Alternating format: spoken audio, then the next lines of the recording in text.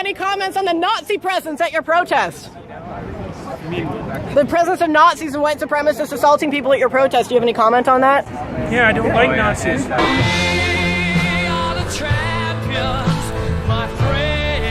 And I'm sure, I mean, I would hope that if I were a student of Dr. Peterson, that he would refer to me as she and wouldn't have a problem with that. But at the end of the day, you know, a personal pronoun preference still is a preference for what language other people use. And at the end of the day, I don't have ultimate control over what Dr. Peterson, what the language he chooses to use, or anybody else for that matters. That's up to them. Okay, let me find out then. Arises, let me find out. If she were a student of yours, what would you call her? She. You would. Okay. We've established that. Why should your right to freedom of speech trump a trans person's right not to be offended? Because in order to be able to think, you have to risk being offensive.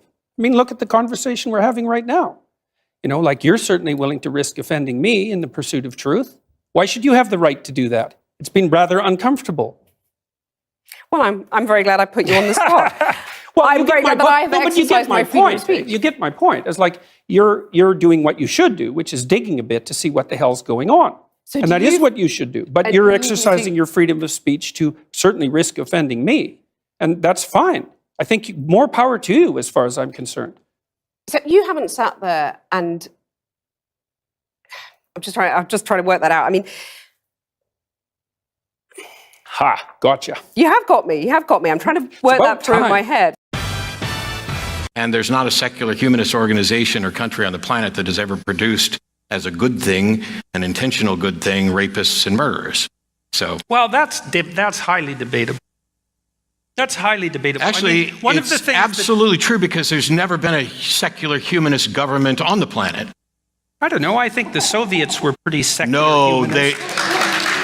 Then, I know with all due apologies, you do not know the first thing about what secular humanism is. You should read the Secular Humanist Manifestos, because what happened in Russia and communist countries was an institution of a religious-like structure centered around an individual and forced atheism, none of which is consistent with humanism. The great American philosopher Beyonce Knowles said that it has been said that racism is so American that if you challenge racism, you look like you're challenging America. We are challenging inequality. We are challenging the refusal to see me as an individual. When we overcome that, have at it, we're all on equal plane. I think it's fine. I think it's good. The pot is getting stirred here. So I've got a couple of questions. So let's your side spoke, so I'm going to go to Jordan, then to you, Let's Michelle. assume for a moment that I've benefited from my white privilege. Okay, so let's assume that. That's fine. Assumption. That's what you would say. So, so let's say, here, let's get precise about this, okay? Was that very individual of you? Let's get precise about this, okay? Let's get precise. To what degree is my present level of attainment or achievement a consequence of my white privilege? And I don't mean sort of. I mean, do you mean 5%? Do you mean 15%? Do you mean 25%? Do you mean 75%?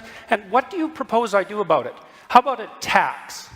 How about a tax that's like specialized for me so that I can account for my damn privilege, so that I can stop hearing about it? Now, let's get precise about one other thing, okay? We'll get precise about one other thing. Now, Precise? Yeah, precise, yes. And so,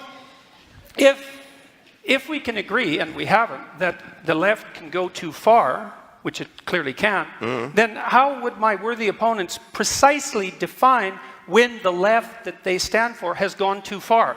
You didn't like equity, equality of outcome. I think that's a great marker. But if you have a better suggestion and won't sidestep the question, so let's figure out how I can dispense with my white privilege, and so that you can tell me when the left has gone too far, since they clearly can.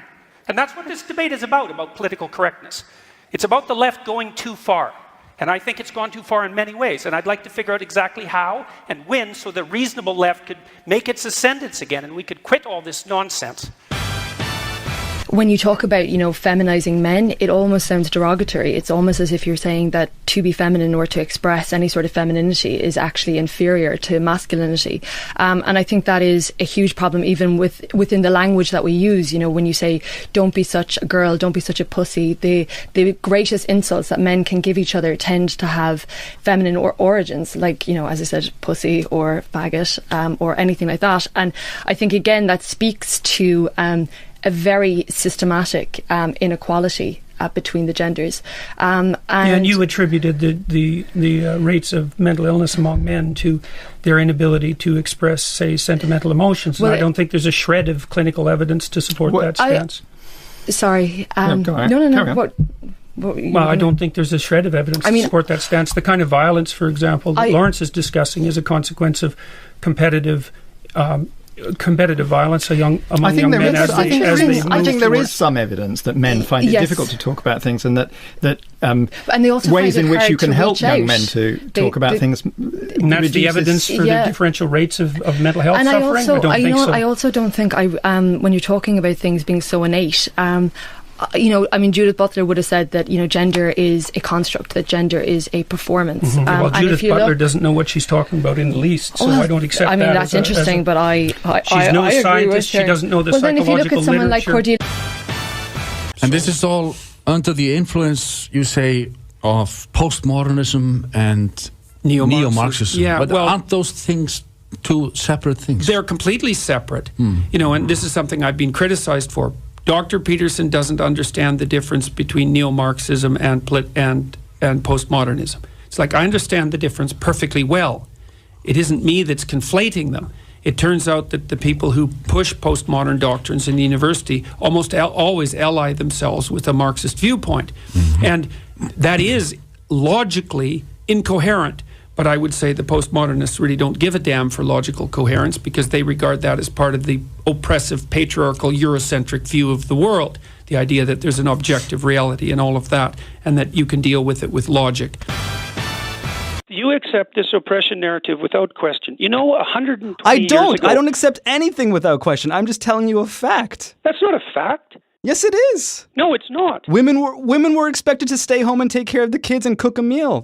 Women didn't have reliable birth control until 1960. Don't you think that played a role? Don't you think the fact that they didn't have reliable care for their menstrual cycles... Are you blaming women for not being allowed to lead countries, to lead nations? Because they didn't They were allowed to lead nations. There were queens in many countries.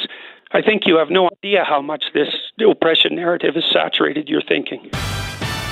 Why do you think it is that so much of what you say is so very popular with the alt-right? It isn't. And you don't have any evidence for that at all.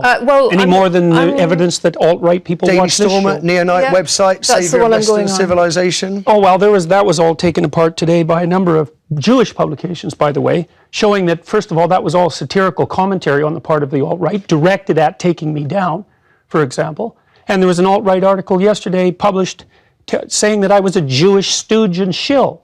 So this is absolute nonsense, and I don't appeal primarily to the alt-right. There's no evidence for that at all. It's the proclivity of... I never said primarily, Jordan. What I'm interested in is why you think that you get the reaction that you do from the alt-right. Looking at the Cathy Newman documentary, what reaction? Interview. There's 10 million people watched that and commented on it. I'm talking about what I saw, and I'm curious to know what your reaction was to the glee with which the alt-right seized upon that interview. I don't accept. Should we deal with the death threats? I mean, she had, I think, a dozen. I don't accept the concept that it was the alt-right that was doing this. There were 10 million people who commented on that video, and about 95% of them commented negatively on Cathy Newman's behavior. You think there's 10 million alt-right trolls watching that? I see very little of the pursuit of justice characterizing the modern university. I see a tremendous amount of the pursuit of vengeance for things that don't even deserve to have vengeance extracted for them. So give me an example of what doesn't deserve vengeance. How about the existence of the patriarchy? But you don't mean now that women have not suffered injustices. In Britain, Virginia Woolf couldn't go to university, or rather she couldn't get a degree. Women have been excluded in all kinds of ways from social situations, have they not? Yes, but people have been excluded from social situations in all kinds of ways. And I don't like the narrative, the social historical injustice narrative as a way of looking at the world. The way that young people now are taught about the relationships between men and women throughout history is that the fundamental narrative is that men oppressed women throughout the course of history. And then that kind of came to an end when everybody woke up in 1964. No. Yeah, really. That's really it. No, listen, I don't know what it's like in Canadian universities, but that's what I call, and forgive this European reference, that's a kind of Punch and Judy way of seeing it. That is not how universities as a whole operate. Well, that's how they operate in Canada. We had the biggest scandal in Canadian university history last year when a graduate student was hauled in front of a Maoist inquisition for daring to show a 5-minute video of me discussing issues like this on public television. The universities are in far worse shape. Maybe they're not in such bad shape in the UK as they are in North America, but they're in plenty bad shape in North America. Forgive me, and I'm sorry you were involved, but that is not the biggest scandal. The biggest scandal will be the number, for instance, of suicides that are prevalent amongst undergraduates. The fact that one academic was hauled up, in my view, inappropriately for doing what was done is not the biggest scandal. You're inflating It's things. not the biggest tragedy. The suicides are a bigger tragedy, but it was certainly the biggest scandal. Canadian universities don't make international news. Your background, it's pretty earthy, but how did you connect that with your current political perspective? You said that you became disillusioned with socialism. I became disillusioned with ideology, I would say. With ideology in general. Yeah, definitely. I mean, that's certainly not something that's changed. I mean, I don't like ideologues. Tell me pretty lies, look me in the face, tell me that you love me, even if it's fake.